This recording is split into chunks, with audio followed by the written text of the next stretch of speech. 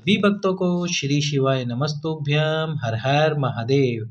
श्री गुरु शिव महापुराण कथा जो गुरु जी अभी वाच रहे हैं, कल की पता कथा के पत्र और उपयोगी जानकारियां जो आपके सम्मुख में लेकर हम प्रस्तुत हुए हैं। अभी ये कथा गुरु जी हरियाणा राज्य के सिरसा जिले में वाच रहे हैं।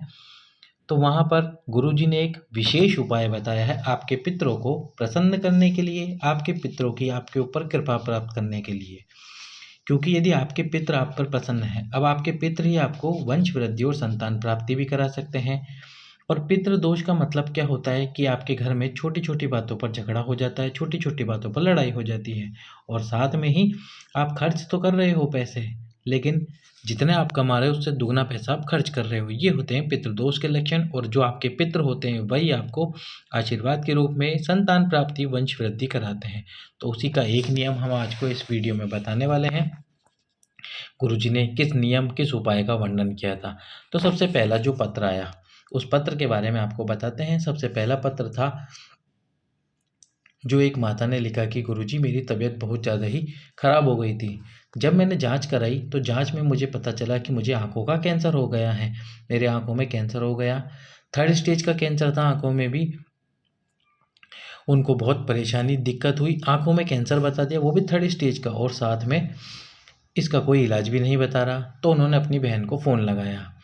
उनकी बहन ने गुरुजी के बारे में उनको बताया कि गुरुजी हैं एक जो कि शिव महापुराण की कथा वाचते हैं, और शिव महापुराण की कथा के साथ साथ वो कथा में उपाय भी बताते हैं। तो गुरुजी मैंने आपकी कथा सुनी। सुनने के बाद में मैं सीहोर गई। सीहोर से रुद्राक्ष को लेके आई और रुद्राक्ष के साथ में कंकर शंकर लेकर आई। कंकर शंकर की मैं पूजा करती रही और साथ में रुद्राक्ष को तांबे के कलश में गलाकर उसका मैं जल पीती रही। मैंने जल पीना प्रारंभ रखा और जो कंकर शंकर था उसकी पूजन मैं प्रतिदिन करती रही।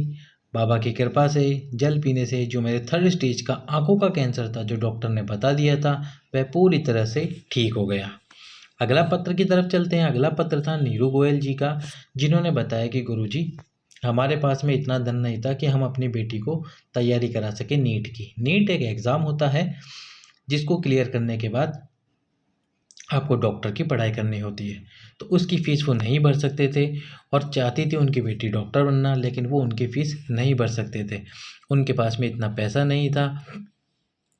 तो जब जब गुरुजी ने कहा, जब जब गुरुजी कहते हैं कि यदि आप पंडाल में बैठकर किसी का मुख भी झूठा करा देते हो तो बाबा आपको उसका इतना फल प्राप्त करा देता है जिसकी आप कल्पना नहीं कर सकते। इसी का वर्णन उन्होंने पत्र में किया कि गुरुजी जो 1 महीने पहले कथा हुई थी हरियाणा में ही, उस हरियाणा की कथा में हम थोड़े से बिस्कुट के पैकेट लेके गए थे। कथा पंडाल में जाके बैठे थे, लोगों को बिस्कुट के पैकेट दिए गुरुजी, जो बठिंडा में कथा हुई थी। और उसका फल गुरुजी हमको बाबा ने इतना दे दिया कि अब हम अपनी बेटी की नीट की तैयारी भी करा सकते हैं आसानी से, और उसको नीट की तैयारी कराने के लिए हमने कोचिंग ज्वाइन करा दी है। बाबा की कृपा से हमारे पास में इतना धन नहीं था कि हम अपनी बेटी को तैयारी करा सके, पर बाबा की कृपा से हमारे को धन की प्राप्ति हुई और आज हम अपनी बेटी को अच्छे से पढ़ा रहे हैं। अगला जो पत्र आया उस अगले पत्र में बताया कि एक बच्चे ने या एक बेटी ने वो पत्र लिखा कि उनकी माँ को 2nd स्टेज का कैंसर हो गया था, और 2nd स्टेज का कैंसर हो गया, उनको हॉस्पिटल में भर्ती कराया गया। जब भर्ती कराया गया तो डॉक्टर ने ऑपरेशन को बोला, पर उनके पास में इतना धन नहीं था कि वह ऑपरेशन करा सके, और जितना हो सकता था उतना उन्होंने कराया हॉस्पिटल में। जब हॉस्पिटल में कराया तो लेकिन उनकी माँ की उन्होंने 2 फोटोएं लगाई थी। एक कि जब उनको हॉस्पिटल में भर्ती कराया गया था वह उनके पूरी तरह से कैंसर की वजह से बाल झड़ना प्रारंभ हो गए थे और सारे के सारे बाल उनके झड़ गए थे जब वो हॉस्पिटल में एडमिट थी। पर फिर उनकी जो मौसी है उन्होंने उनको बताया कि तुम्हें गुरु जी की कथा सुननी चाहिए, शिव महापुराण की कथा सुनो। उन्होंने शिव महापुराण की कथा सुनी। उनकी मौसी ने उनको पशुपति व्रत का वर्णन बताया था कि पशुपति व्रत करो। तो गुरुजी मैंने अपनी माँ के लिए पशुपतिनाथ जी का व्रत करा। पशुपतिनाथ के व्रत के साथ में ही प्रदोष का एक उपाय भी करा। किस उस उपाय का वर्णन गुरुजी ने नहीं करा कि उन्होंने प्रदोष के दिन का कौन सा उपाय करा था अपनी माता के लिए।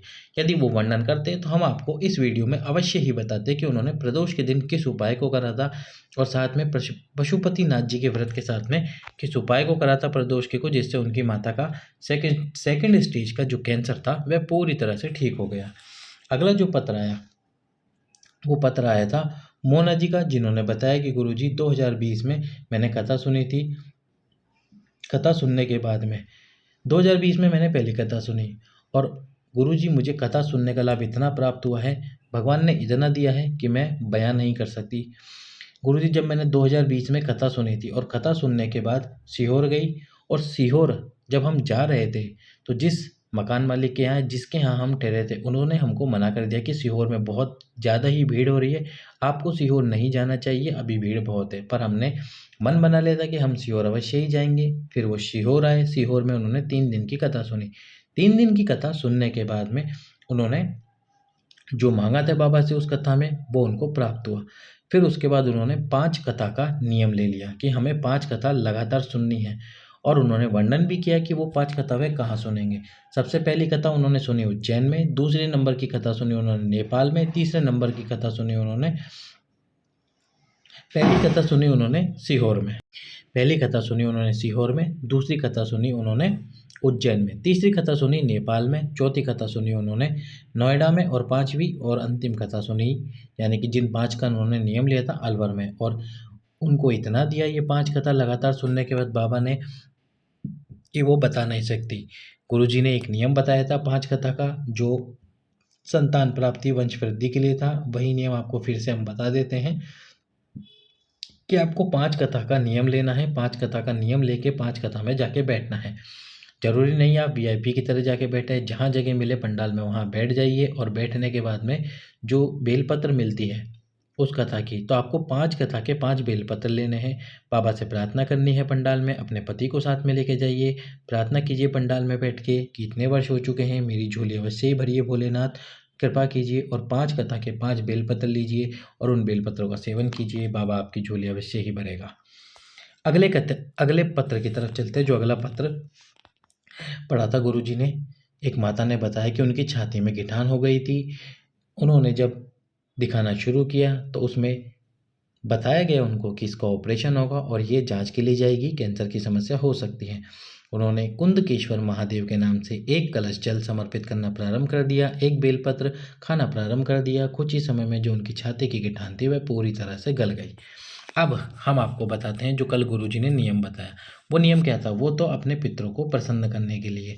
अब आप देखो कि आपके जो पितर है वो आपके ऊपर कृपा करेंगे और कृपा करके आपको वंश वृद्धि संतान प्राप्ति कराएंगे। यदि आपके पितरों की आपके ऊपर कृपा हो जाती है तो आप जल्द से जल्द संतान प्राप्त कर सकते हो। तो ये आप उपाय उस लिए भी कर सकते हो। साथ में यदि घर में ऐसा लगता है पितृदोष है उसके निवारण के लिए भी कर सकते हो।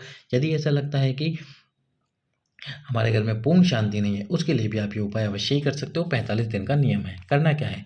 सबसे पहले तो गुरुजी ने बताया कि जब भी आप शिव जी की पूजा करते हो, जैसे कि अभी आप शिव जी की पूजा होते हुए देखोगे कि जो शिव जी की पूजा होती है, जब हम शिव जी की आरती उतारते हैं, तो जब आरती उतारते हैं तो आरती उतारते समय जब हम आरती को शिव जी पे से यानी शिवलिंग के सम्मुख में घुमा रहे होते हैं, तो जब घुमाते समय उस आरती को, जो आरती का दीप होता है, उस आरती में से आपको उस दीप को, जो दीप होता है उस दीप में से आपको शिव जी को देखना होता है।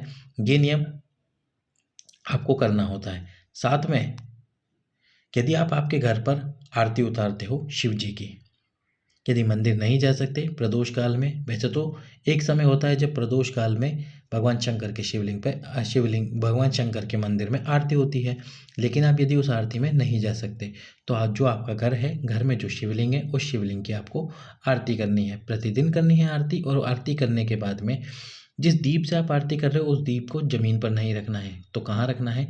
जहाँ आपका मटका है, जहाँ आपका पलिंडा है, जहाँ आप पानी पीने का बर्तन रखते हैं। अब कुछ लोग बोलेंगे भैया हमारे घर में तो आरओ है तो हम क्या करें?